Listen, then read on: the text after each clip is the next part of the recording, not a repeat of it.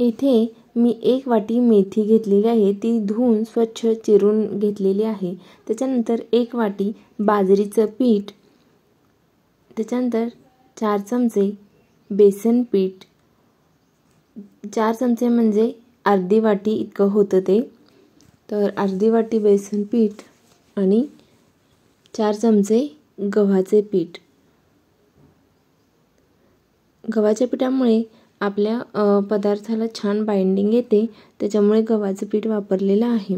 त्यानंतर आपण एक अर्धा चमचा ओवा घ्यायचा आहे, तो छान क्रश करून घालायचा आहे। त्यानंतर अर्धा चमचा मीठ, 1 चमचा लाल तिखट आणि पाऊण चमचा हळद, हे सर्व आपण मिक्स करून घ्यायचं आहे।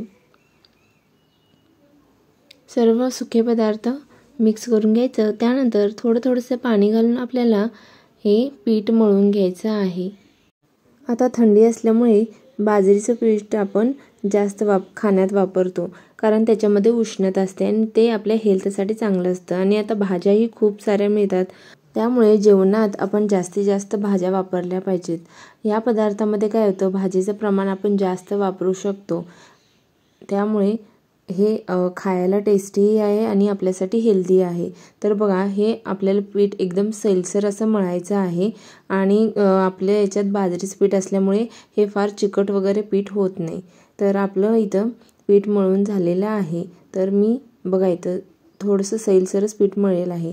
त्यानंतर आपण एक रुमाल ओला करून घेणार आहोत आणि जितकं आपल्याला चपातीला पीठ हवं असतं त्याप्रमाणे एक गोळा करून घ्यायचा पिठाचा आणि त्याला थोडंसं हाताला पाणी लावून ह्याला थापून घ्यायचं आहे।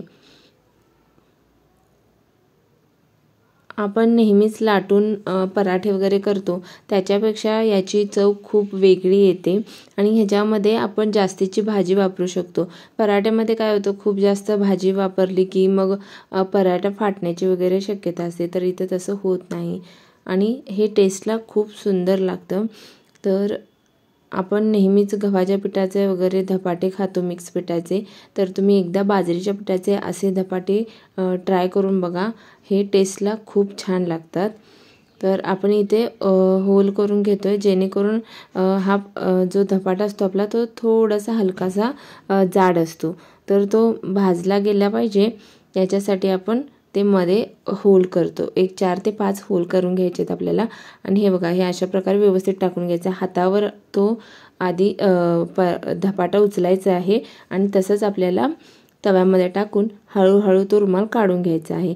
त्यानंतर वरून कलर चेंज झाला की मग आपण साईडने आणि होलमध्ये तेल टाकून घ्यायचं। याच्यामुळे काय होतं, पराठा एकदम लालसर असा खालून छान भाजला जातो एकसारखा सगळ्या साईडने। तर आता आपण थोडंसं तेल लावून भाजला की मग याला साईडला याच्या कडा सैल करून घ्यायच्या आणि मग आपला धपाटा पलटवून घ्यायचा। हा आपला बघा धपाटा किती सुंदर दिसतोय, कलर किती सुरेख आलेला आहे आणि एकसारखा असं छान भाजलेला आहे।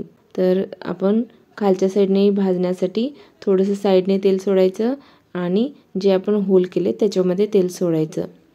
ते होलमध्ये तेल सोडल्यामुळे काय होतं, मधल्या साईडला तेल लागलं जातं आणि पराठा छान भाजला जातो। तर इथे तुम्ही बघू शकता खालच्या साईडला आपला पराठा मस्त भाजलेला आहे। तर आपला मेथी बाजरीचा धपाटा तयार आहे आणि तो आपण शेंगदाण्याच्या चटणीसोबत दहीसोबत सर्व करू शकता।